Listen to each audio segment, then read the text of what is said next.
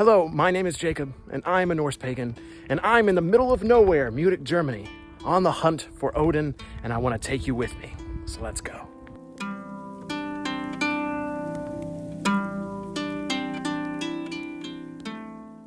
I'm walking up Asgardstrasse right now, and this whole entire area is actually named after Nordic mythology in some way. There's Odinstrasse, which is actually where the Odin statue is. There is Muspelheimstrasse, which is down the way. So it's interesting because there's really only Asgardstrasse and Muspelheimstrasse, so I really don't know why they chose those two to go with, but it is fascinating because these streets had to have come after the statue was actually placed here. So this entire area of town is very Nordic in a way, but we are almost there, so I'm gonna keep going. Somewhere in these woods here lies a statue to Odin, long abandoned for over 100 years. It was placed here by Anton Huschel, and it was created by Heinrich Natter. And this was created in 1873 and placed here in these woods in 1874. Not much can be found, at least not in my research, of these two men. Anton was a painter that inherited a lot of money from his family and a very good business, and so the purchasing of the statue was fairly easy. He ended up owning property here until the day he died, and this land was divided into the communities that are now here, but the statue still remains. Upon his death, the statue was not taken care of, and especially after World War I and World War II, it wasn't looked over as well as it should have been. So it is actually missing an arm, and it is kind of overgrown. But that doesn't mean it's not special, because I am really excited to get into these woods, because we're in a city right now, and we're going to explore a forest to find a statue to Odin. That's pretty incredible.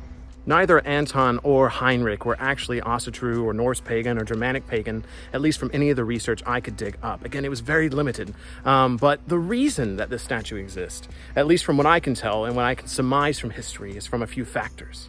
It all started in the German Romantic movement in the late 18th century to the early 19th century, when a bunch of Germanic painters and sculptors and poets and playwrights began to talk about Germany in a powerful way.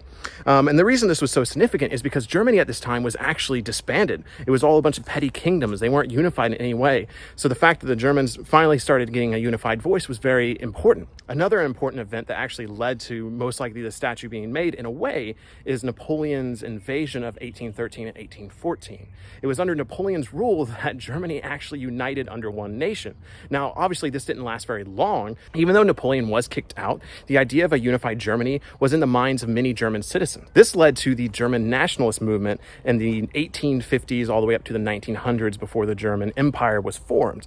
Obviously, there was some issues that eventually led to the formation of the German Empire, most notably World War I. All of this came together with the Greek revival period that took over the Western world in the 1830s all the way up to the 1870s, when architecture, art, media, writing, music, all these things started becoming influenced by the Greek pantheon, by Greek mythology, by Roman mythology, all across Europe, all across America. I mean, this is why you see so many buildings built in the 1800s resembling a Roman or Greek style, even though a lot of the buildings I've shown you here in Munich so far. During this Greek revival period, here in Germany, there was a smaller revival period happening, and that was an interest in Germanic mythology or Nordic mythology. And of course, this took place in the building of temples in honoring of the Germanic and Nordic gods, also building of statues like the one we're about to see. It lasted just about as long as the Greek revival period, so a span of about 40 years. Now, during this time, from what I've been able to tell from my research, is that some people did end up practicing the faith, did end up trying to pick up where the ancestors left off,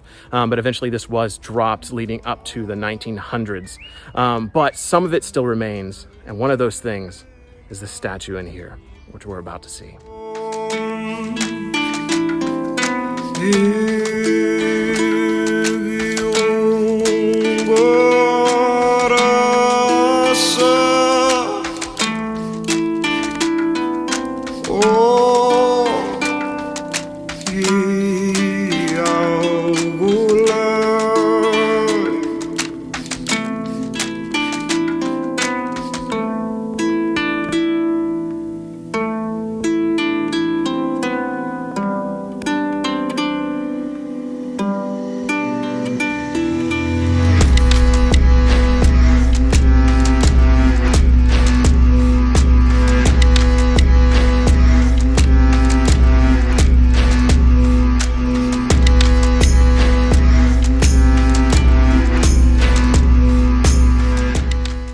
about you, but I think this is pretty incredible.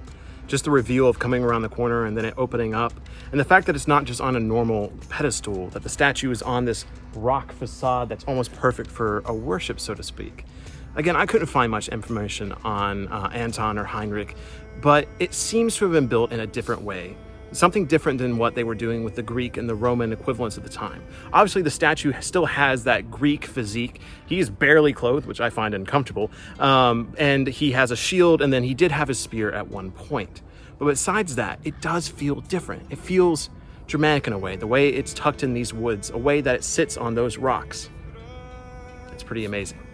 And I'm going to walk over here so you can see the size of this thing. This thing is really big and really has an imposing presence as you look at it, especially with the trees behind him looking down at you. So I'll run next to it. What I want to do at the end of this video is to give an offering here. I picked up some whiskey on the way down, and I just wanted to give and to be thankful for Odin, thankful for this adventure, and thankful for me being in Germany. And I mean, the fact that the Wisdom of Odin is just now barely 2 years old. I started as an Instagram account, and now here I am in Germany looking at a statue of Odin built almost 200 years ago. It's pretty amazing. I do want to record some of that offering for you, but I mean, just really think about it. I mean, others may have given here. I hope other people have given here.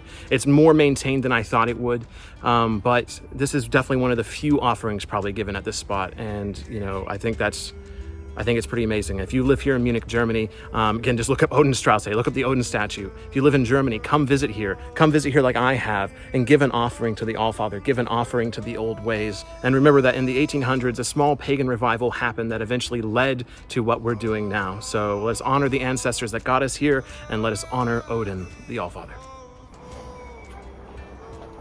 Odin, Allfather, Raven Lord, one eye, one arm. I have traveled halfway across this world, the lands of many of my ancestors, a land long forgotten in memory,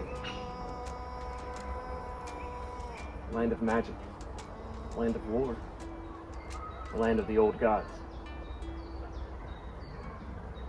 Some could say I pilgrimaged here just for this moment, just to give you an offering, Odin. Represent all that has been accomplished in just 2 years. What started off so small has led to so much. I have learned so much because of the lessons you have taught me. I am honored for all the struggle, for all the celebration. So for Odin, I give this to you, whiskey, to celebrate 2 years of doing this, and to a lifetime more, fulfilling my oath to you. So to Odin, I say skull, and to many more crazy adventures around this world. This beautiful, beautiful world.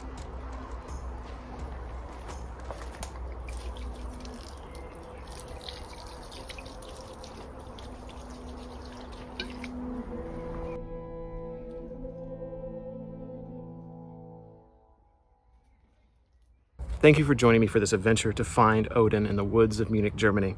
And thank you so much for joining me for this offering. And once again, if you're here in Germany, please try to make a pilgrimage out here to see this statue. Again, just look for Odinstrasse or just look up the Odin statue in Munich, Germany, and come and give an offering here. It's been a really powerful experience. But never stop believing in the old gods. They are so incredibly powerful and so real, and it's no more evident than places like this. I want to see more places like this. I mean, this is a very rare opportunity to see something fairly modern built in honor of the old gods, and I want to see it a lot more, so more people can come to places like this and experience the old ways. My name is Jacob. I'm in Munich, Germany, and until the hall, until we have more statues like this, Skull.